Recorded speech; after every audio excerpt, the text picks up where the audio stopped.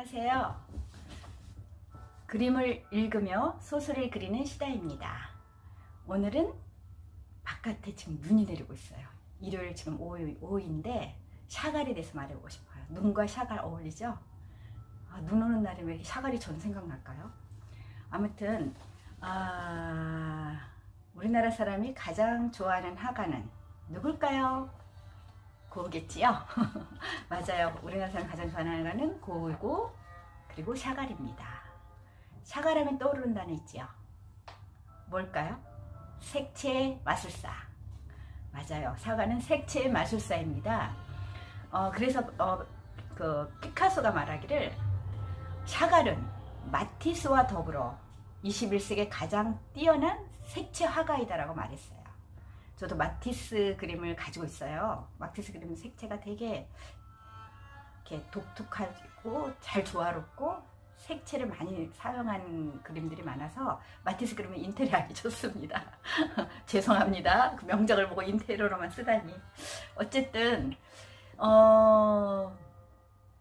제가 얼마 전에 그 샤갈, 달리, 그 다음에 뷔페전에 동시에 예술전을 한 적이 있었어요.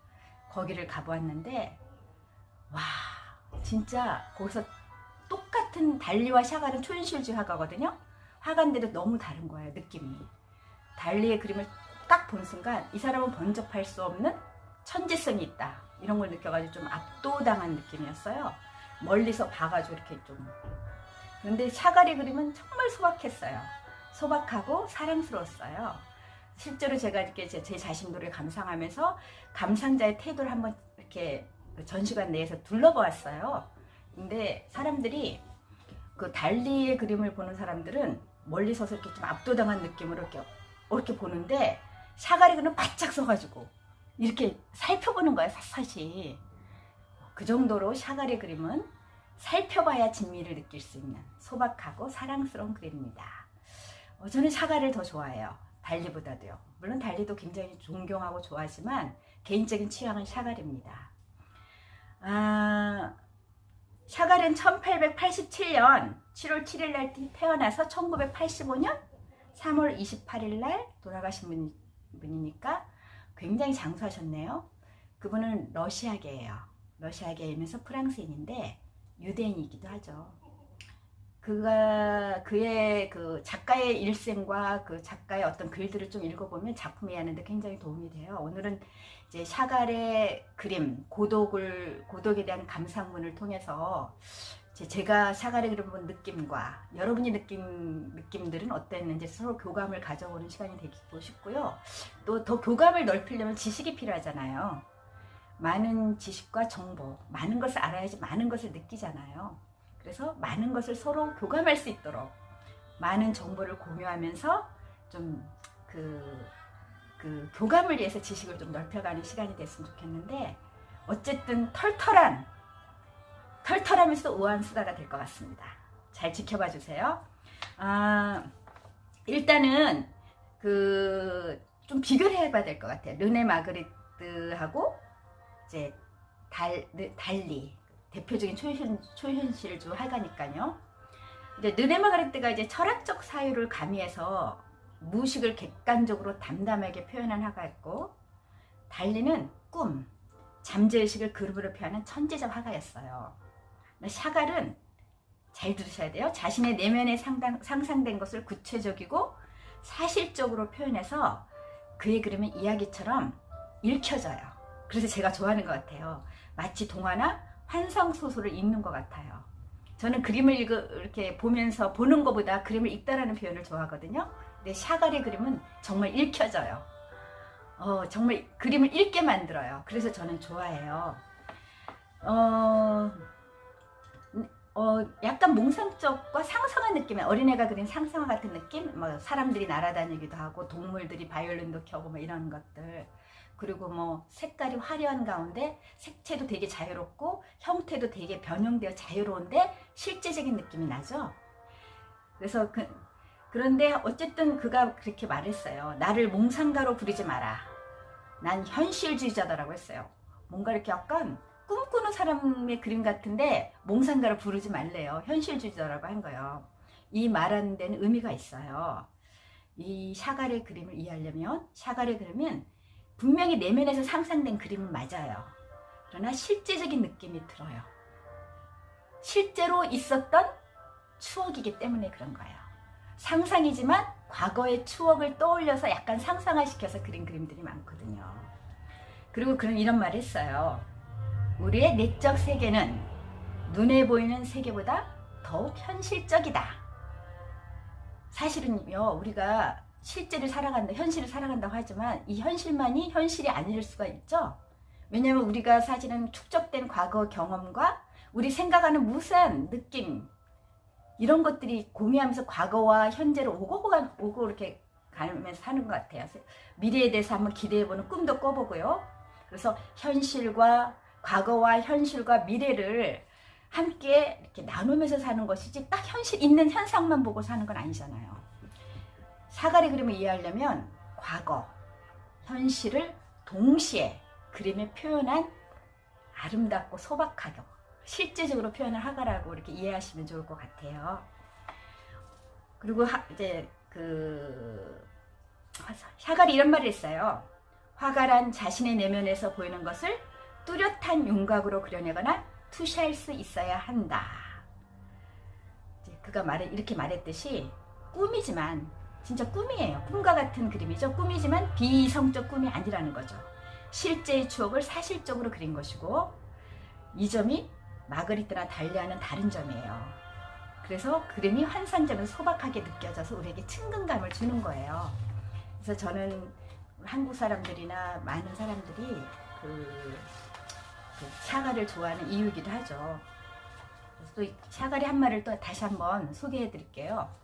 거만한 입체파 화가들, 그리고 사실적인 자연주의자들, 인상주의자들, 그리고 입체파는 나를 슬프고 답답하게 만든다. 벗어던져라. 이렇게 말했거든요. 이러면 이제 서양사를 조금 아시는 분들은 이해가 될 거예요. 여러 주의가 있죠. 미술의 장르 중에서는요. 시대에 따라서 이렇게 화가들은 끊임없이 새로운 예술가는 추구하기 때문에 그런 사조가 시대마다 다르게 전진돼 왔어요. 스타일이나 기법들도 달라지고 가치관도 달라지고요. 그래서 여기서 이제 입체파 화가들은 이제 입체파의 대표적인 화가가 누구죠? 피카소죠. 그리고 이제 자연주의 화가, 사실적인 자연주의 화가 생각나는 밀레, 자연주의적인 그 전원 풍경을 그렸고, 인상주의 화가는 너무 많죠. 모네, 마네, 드가 굉장히 많아요. 대부분이 우리가 인상주의 그림도 저도 좋아하긴 하는데, 근데 이제 인상주의 그림은 사실은 이게 과학 기술의 발달에 따라서 그림의 사조도 달라지거든요. 영향을 받아서. 인상주의 그림이 유행하게 된 것은 튜브 물감 있죠? 튜브 물감. 그리고 캔버스가 이제 좋아지면서 즉흥적으로 그림을 그릴 수 있고 빠른 시기에 그릴 수 있는 이제 도구가 환경이 생긴 거예요. 그래서 그때 이제 이렇게 밖에 야외 실외광, 그러니까 실외의 빛을 이렇게 보면 빛나서 그 시간대에 즉흥적인 느낌을 그림으로 표현하고자 했거든요. 그래서 빛을 표현한 화가들을 인상주의라고 하는데, 근데 그 인상주의, 샤갈의 눈을 보면 그 인상주의 화가들은 그 시점만 표현할 수가 있잖아요. 그래서 이런 게 답답하게 느껴진 거예요. 샤갈은 과거도 표현할 수 있고, 상상 속에서 마음껏 표현할 수, 내면을 드러내야 된다고 생각을 한 거죠. 그냥 눈에 보이는 어떤 것들에가 아까 효과를 줘서 표현하는 게 아니라 그 내면의 자기 내면의 느낌들, 상상들을 표현해야 된다. 그런 시점에서 이제 이건 다 벗어 던져라 이렇게 말을 한 것 같아요. 그래서 사실은 사실주의도 이제 벗어나라고 했는데, 사실주의 대표적인 화가 아시죠? 쿠르베가 그랬죠. 나는 천사를 보지 않았으므로 천사를 그릴 수 없다고 그랬어요. 보이는 것만 그린다고 그랬어요. 그러니까 이런 것들이, 근데 샤갈의 그림은 보이는 것만 그린 게 아니죠. 날아다니는 거 우리가 볼 수 없잖아요. 근데 그런 벨라의 산책 같은, 벨라가 막 날아다니잖아요. 날아다니는 것들을 그렸고, 그러니까 그 상상 속에서 내면의 느낌을 표현하는 걸 중요시 했습니다. 그래서 이런 것들이 조금 이제 이런 자세한, 언제 시간이 되면 미술의 시대사 이런 걸 하다 보면 좀 구체적으로 들어갈 텐데, 어쩐 이건 가벼운 수다 정도로 이해하시고, 일단은 저는 이제 여기서 조금 더 확장돼 얘기하고 싶어요. 왜냐하면 이제 초현실주의를 초현실주의를 좀 알면, 초현실주의가 뭐냐면 결국은 딱 두 마디, 꿈의 세계하고 무의식의 세계, 잠재의 세계를 표현한 게 초현실주의예요. 초현실, 현실을 초월한 주의인데, 이거를 이제 문학으로 좀 확장해 얘기해 보고 싶어요. 제가 또 글도 쓰기도 하니까요. 그러니까 문학 장르 하나는 이제 마술적 사실주의라는 게 있어요. 그 매지컬 리얼리즘이라고 하는데, 대표적인 작품으로는 우리 노벨상 문학 수상자, 우리 노벨상 문학 수상자는 갑자기 막 유명해져가지고 책도 잘 팔리고 존경하는 분이죠. 이분은 진짜 대단한 작가예요. 이 가르시아 마르케스인데 100년 동안의 고독이라는 작품이죠. 이 작품에서는 진짜 마술적 사실주의 기법을 이렇게 사용했어요. 그게는 막 그 소설이 사실이면 사실처럼 우리에게 구체로 느껴지만 사실은 사실이 아닌 것이 가미되어 있어요. 거기에 뭐 그 예언자 같은 분도 나오고 갑자기 노란 꽃비도 내리고 막 하늘로 올라가고 뭐 이런 것들, 막 기적 같은 것도 있고, 이런 것들이 환상들이 가미되어 가지고 100년 동안의 어떤 가문의 역사를 표현한 소설인데, 근데 이것이 실제로 믿게 되어 있다 보면 이야기들, 이게 사실로 일어난 것처럼 독자들이 너무, 그 이유는 사실적으로 묘사를 해서 그래요. 정말 작가가 진짜 읽다 보면 환상도 실제적으로 느껴져, 진실처럼 느껴지거든요. 이런 것들이 이제 약간 마술적 사실주의라고 해요. 그러니까 마법이 들어가 있는데 사실처럼 느껴지니까. 그러니까 이거를 좀 연관돼서 초현실주의, 특히 샤갈의 그림과 연결돼서 생각해 보면 참 좋은 것 같아요. 샤갈의 그림이 그래요. 섬세하게 실제적으로 묘사를 했기 때문에 약간 환상적인 상상화도 우리한테 실제하는 따뜻한 정감 있는 실제로 느껴지는 거예요. 이렇게 이 그림을 이제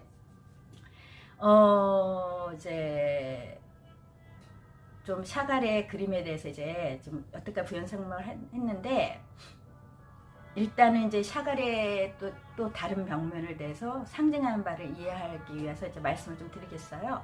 샤갈이 유대인이에요. 유대인이라는 사실을 감안하면 정말 샤갈은 사실은 고통받은 사람이에요. 유대인들 고통받았죠. 인생의 고통이었죠. 샤갈은 사실은 프랑스에서도 나치가 점령해서 프랑스에서 퇴출되기도 했고요.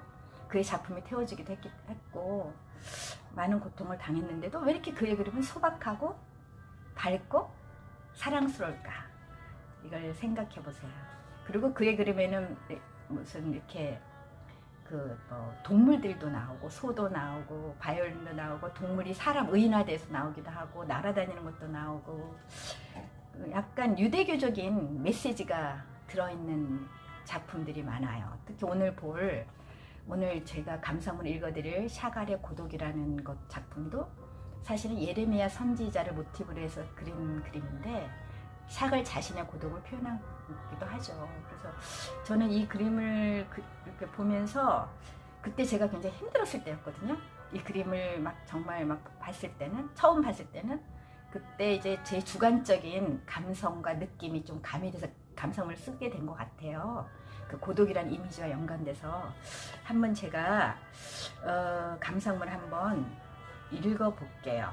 그리고 이제 샤갈의 고독이라는 그 그림에서 이제 선지자가 나오고, 그 옆에 이제 그 소가 나오고, 거기에 바이올린이 이렇게 내팽개쳐 있는 듯하게 보이고 이제 이랬는데, 사실은 이 소는 그 유대인의 주석서 마드리시라는 게 있어요. 거기에 소가 일하다 갑자기 멈췄대요. 멈추니까 이제 그 농부가 때릴 거 아니에요. 빨리 일어나서 일하라고.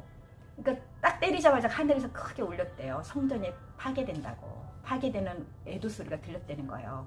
그런데 갑자기 소가 벌떡 일어나더니 즐겁게 일을 하는 거예요. 그때 하늘에서 메시아가 태어났다는 소리가 들렸대요.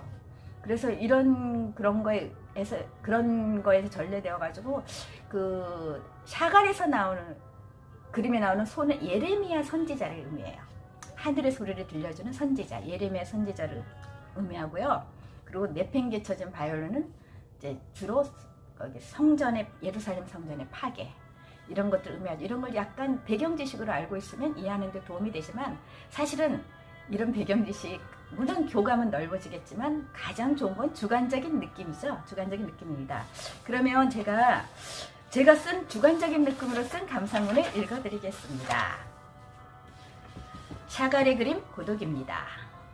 어둠 속의 초원에서 한 목자가 수심에 차 앉아 있습니다. 그러나 황량해 보이진 않습니다.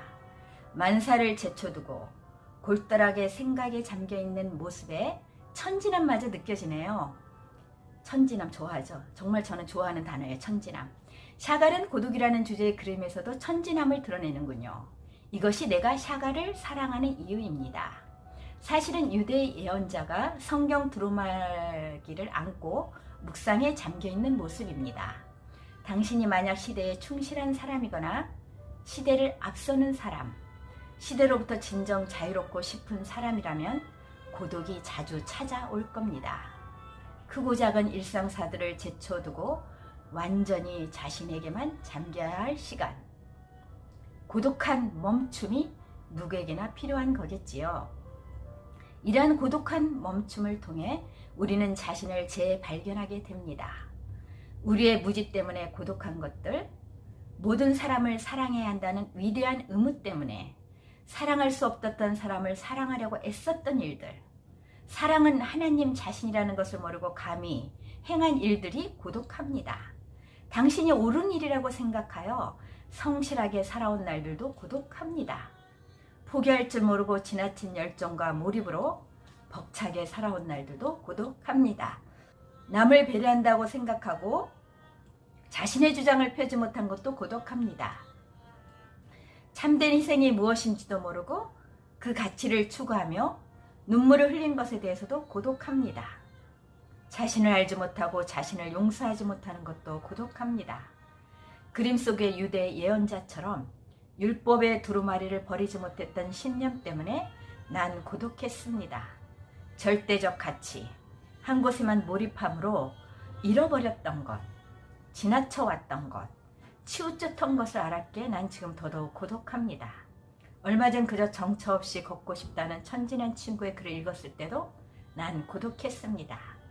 이제는 고독한 당신과 나 하나의 강물처럼 흘러가게 내버려 두어야겠습니다. 자, 여러분의 느낌은 어땠나요? 이제 자신이 처한 상황에 따라 고독에 대한 느낌도 각자 다를 겁니다. 그림에 대한 느낌도 다르겠지요. 그때 당시 저는 너무나 무거운 책임감과 해야겠다는 의지에만 억눌려가지고 좀 신앙생활을 했던 때인 것 같아요.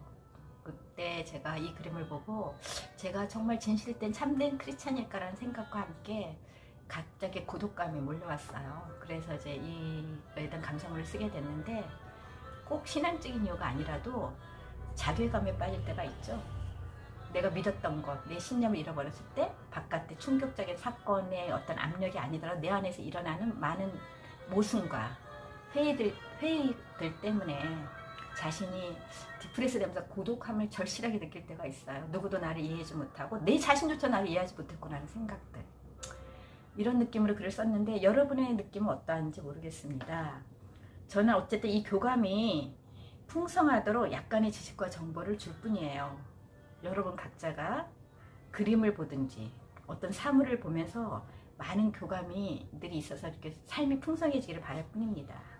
사실 많이 하는 것만큼 많이 느낀다고 하는 말이 있잖아요. 많이 하는 것도 중요한 것 같아요. 그래서 우리가 이렇게 털털하게 그렇지만 우아하게 수다를 떨 필요도 있는 것 같고요. 감사합니다. 털털한 아줌마의 우아한 수다였습니다. 감사합니다.